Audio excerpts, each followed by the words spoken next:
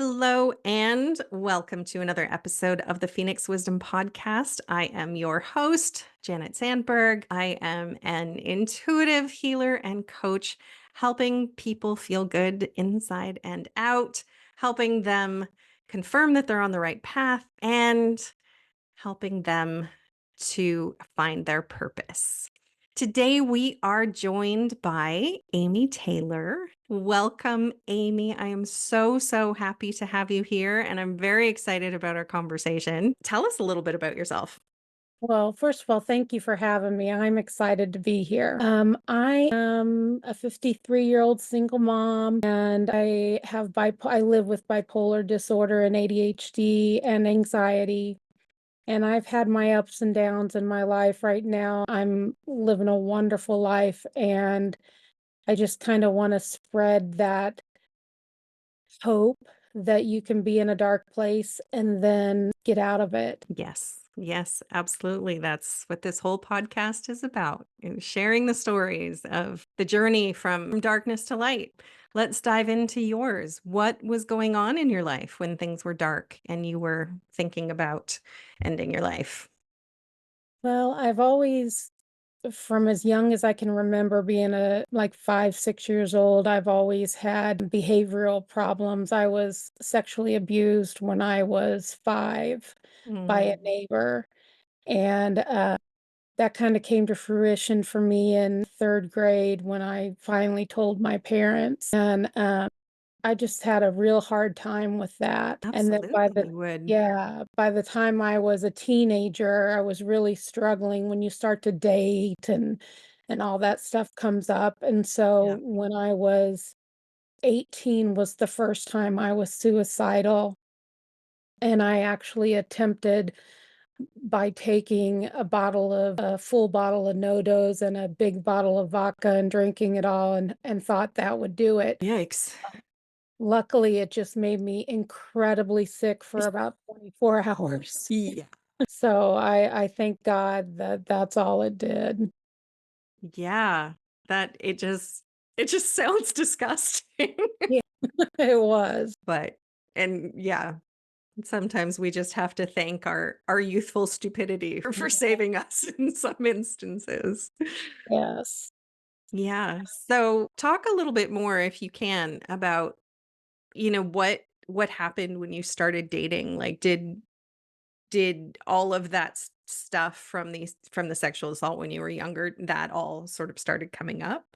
It did, and I didn't wanna be touched, but I wanted to date. I wanted to be like everybody else, but at the Mhm. same time, I had all these walls up, and so Sure. I, eventually got into drugs because that helped me relax and Okay. helped me let down my walls, and so from probably the age of, oh gosh, from junior high until college, I was doing things like that to self-medicate. That's quite common from the Yeah, stories that people have shared here that, yeah, we're feeling so much and we don't know what to do with it. So it's exactly. never a good choice, but again, youthful stupidity and not having anyone to talk to tell us what's better, what are better Right. choices.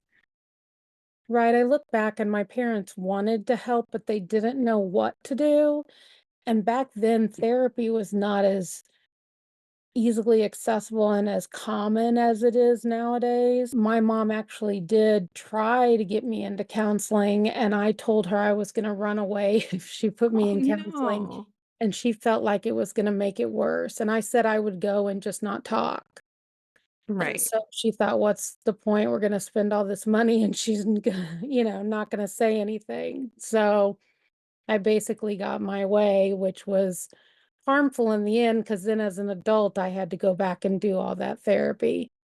So you were assaulted as a kid and then that all came up again and then you were doing drugs to self-medicate. And what were you dealing with? Like what were the thoughts you were having when you were thinking like I can't keep going on like this? I thought that I was worthless and that I was a burden to my family and friends, and that people were just being kind to me. and they would be better off if I was not around anymore. Like, they were pitying you. They were being, like, nice out of pity, Right. right? That that is the worst feeling Yeah. when you yeah. And it's crazy because obviously you had friends and family who loved you, Yeah. but, the brain just twists it around so that we don't Oh, believe it. your brain lies to you. So much, Yeah. so much. Yeah. You mentioned behavioral stuff. What kind of stuff was going on there? I did things like when it first happened, I did things when I was young, like 5, and keyed my dad's new car up, and, yeah, they really loved that. I Oh tried my to run gosh. away at 5 years old. I actually ran out at night and ran down the street, but, came back. My Oh, parents were still sleeping, and they didn't they even didn't know. even realize that you'd gone and come back. Oh. But I remember. And I argued with my mom a lot. I think I blamed her because the abuser actually said to me, "You can scream and yell for your mom all you want, she'll never hear you." Oh, And I blamed my mom a lot for not being there. Didn't blame my dad, but blamed my mom. And so we argued nonstop, yelling, screaming, cursing as I was growing up, and it just got worse and worse until I was an adult and got therapy. right. Yeah. That makes so much sense that the abuser planted that seed that Right, your mom will never hear you, and then you sort of took that to the next step, and it was mom's fault that all of this right, happened because she didn't hear me, right, right? exactly. That's it's logical, but also makes no sense, right? Exactly. But in the mind of a 5-year-old, you're like, "That's what I came up with." Yeah, and then you just hang on to that the whole time you're growing up because Right. your faith in your mom was sort of taken away from you at Yeah. such a young age. Yeah, definitely. Now she's like my best friend, and I don't know what I would do without her, but she definitely hung in there with me through a lot of drama. Yes. Okay, so all of that happened as a kid, really crazy acting out because you didn't know what to do with yourself and everything that you were feeling and Right. thinking, self-medicating. You get to the point where you're like, I'm done. And then you take a really terrible combination of things. And then you just got sick. And then what happened after that?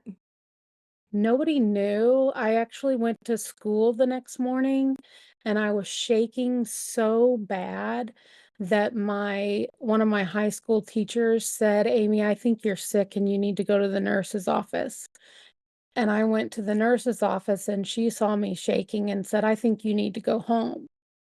So I went home and went to bed and slept because I hadn't slept from all that no-dose. Right. And my mom came home and basically said, "Oh, I'm so sorry you're sick." And nobody ever said, "Why are you shaking like that?" Nobody ever Hmm. put 2 and 2 together and asked me why, and I kept it to myself. It wasn't until I was an adult and suicidal again that I went to my mom. I had a child, and I went to her and said, "You need to take my son." Sorry, it makes me cry to this day because Okay. I can't take care of him. I can't take care of myself. And Yeah. I'm a burden on everybody, including him. Mm. What was happening then?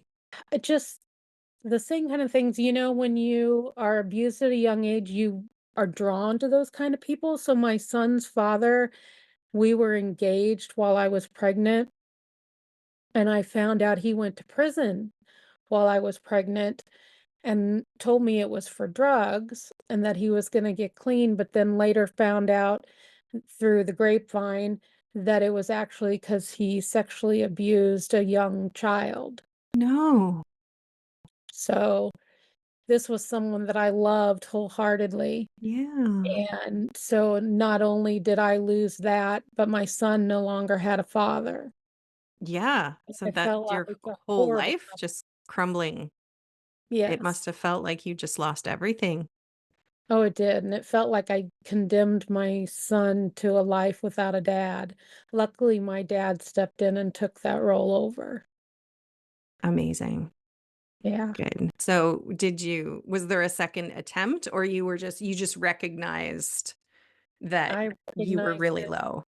I recognized it and told my mom to come get my son, and instead she talked me through it and told me that I was a good mom and that he needed me and that if I left the world, he would be alone and that he needs me to be there.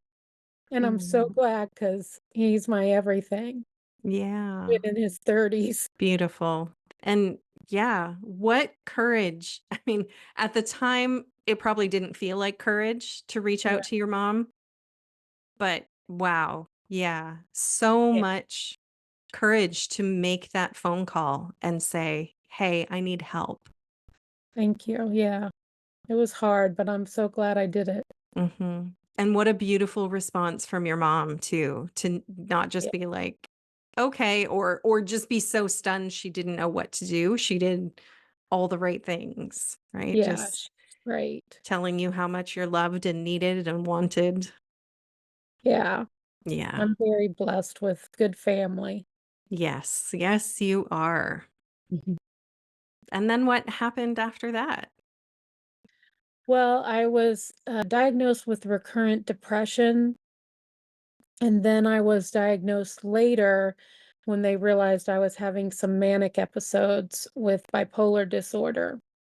So I got on medication for that, and things leveled out. And I'm not going to say that I don't still go through some depressions and some mild mania, but overall, things have been much better. Good. Good, Yeah. good. Awesome. So, and now you have another child. Yeah. So things must have changed a little bit relationship wise as well after that. Well, I still didn't make the best choices, but Bless you. sorry, but I made a better choice than the first time. He's a, decent person. We just didn't work out. But he's around. He just lives about 10 minutes away and he sees my daughter, our daughter. I'm so sorry. I just got something just tickled me. He, like I said, is around, and so yeah, things have been better. My daughter is an incredible blessing. She's incredibly talented. Sneeze Good. attacks. I am having sneeze attacks, and I don't normally have them. I was gonna have one again. She, is funny, and she is on the spectrum, which I think, um, gives her this great quirkiness that I love about Absolutely. her. Yes. And she actually just played Ursula in, Little Mermaid Junior last school year. Fun. Yeah, and people loved her performance. I know I'm biased, but everybody wanted her autograph, and we had people coming up to us at, like, Jose Pepper's at the restaurant in town afterwards saying, "Oh my god, we saw her in the play, she was amazing," and we just ate that up. Absolutely. Yeah. So what other good things are going on in your life Uh, now? my son is married and has 3 kids, my 3 wonderful grandchildren, whom I love dearly. One is in preschool, one's in 1st grade, and one's in 3rd grade. So they're still young and they're just so much fun. Mhm. And then I just got my MBA. Congratulations. Yeah, thank you. I'm Such 53 and hard decided, work. yeah, I decided to go back. I have my bachelor's in social work and I've done social work for 30 years, and I just decided, hey, I really want my MBA, and I just went after it. Woo! Just got that Amazing. last month. Amazing, amazing. And social work too, and sticking with it for 30 years. That's not from what I've heard. I guess it depends what track of social work that you end up doing, but Well, I've done a lot can of different really tracks. burn you out. So 30 years is amazing too. Thank you. Yeah, I've been in the same position for 12 years and I'm ready to move on. Yeah, beautiful. So what advice would you give to somebody who is in that darkness, thinking they're unwanted, unloved, and a burden to everybody around them, that people are, pity nice to them, and all of those things that you were feeling, what would you tell somebody? Or what would you tell your younger self? I would tell myself that things get better no matter how bad they are and how alone you feel, that one day things will get better and you'll walk outside and see the sun again and you'll feel the warmth and things will look nice again to you and you will feel better. It does not last forever. That deep, dark isolation does not last forever. Yes. Yes. So true. It feels like it's going to, but it Yeah. it really doesn't. And it's funny, but it's not funny, but so many of my guests, we all end up saying the same thing at the end, things get better. It feels like it's going to last forever, but it doesn't. We feel alone, but we're not. And this podcast is proof of that. Cuz every week we have somebody else telling a very similar story. And I know everybody hates to hear that hard things make you stronger, but they do. And I have become so strong that now when I go through those depressions, I do not get as deep and dark as I used to because I know it's going to end. Yes. I know that it gets better now. Yes. And you can only get that in hindsight, right? Right. Like once you go through it, and sadly, once you go through it several times, it is an experience that we don't want to keep repeating, but Right. sometimes that just happens. But I got through this before, I'll get through this again. I know it's temporary. And Yes. I know for me, when I used to fall into a depression, it would last for weeks at a time. Right. And now, then it was days. And Mhm. now, depending on what's going on, of course, Right. but it's just so much faster and easier to get through it Yeah. because of past experiences. Is, and I would also tell people to check and make sure there's not something physically wrong with you as well, because Mhm. I thought a recent depression that I went through that was lasting like a month, and I was like, this is not right. I can't get over this depression. It's not ending like it usually does. And I went to the doctor and I had thyroid cancer and my thyroid was all off. And apparently, when your thyroid's all off, one of the symptoms is depression. Yes.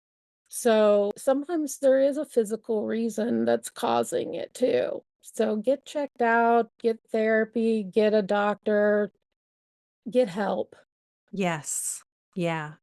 And also too, at our age, perimenopause is a whole Yeah. thing that has so many symptoms that people don't even realize are part of that change in our bodies. And depression is one of those things that Yes. that what am I trying to say? Comes up when we are going through perimenopause because our hormones are going haywire, and our body is just like, I don't like this. Let's be depressed. Right, exactly. Yeah, definitely. If you feel like there's something wrong, seek help. Talk Yeah. talk to somebody, anybody to start with, but also professional help. Talk to a therapist, get on medication if you feel that's right for you. Get your whole physical self checked out, because you just never know what's going on. And, Right. a functional medicine specialist is really, they're much better at putting all the pieces together. Naturopaths are also really good at the whole mind, body, spirit Yeah. connection. I just spoke with functional medicine practitioner about a week ago and very helpful. Yes. Yes. Well, thank you, Amy, for being here today. I'm so glad we connected. And Thank I look forward to hearing more from you. Tell everybody a little bit about your podcast, too. I have a podcast. It's called Mental Health Warrior and Neurospicy Mama. And we talk about just that. We talk about mainly women, but we do talk to men as well, but mainly women. And we talk about mental health issues. We talk about neurodiversity. We talk about um, thriving in spite of the diagnosis, and that you can have a fulfilling life no matter what somebody labels you. Absolutely. Yes. Yes, yes. Yeah. So go check that out. And yeah, thanks for being here, Amy. I appreciate you. Thank you very much. Thank you for listening. Remember that you are loved, you are worthy, you are valuable, you are meant for more, and that it really does get better. If you are in crisis, there are numbers that you can call or text to get the help that you need. That information for Canada and the US is in the description below each episode. If you are in immediate crisis, please call 911. We love you, and I hope you'll listen again.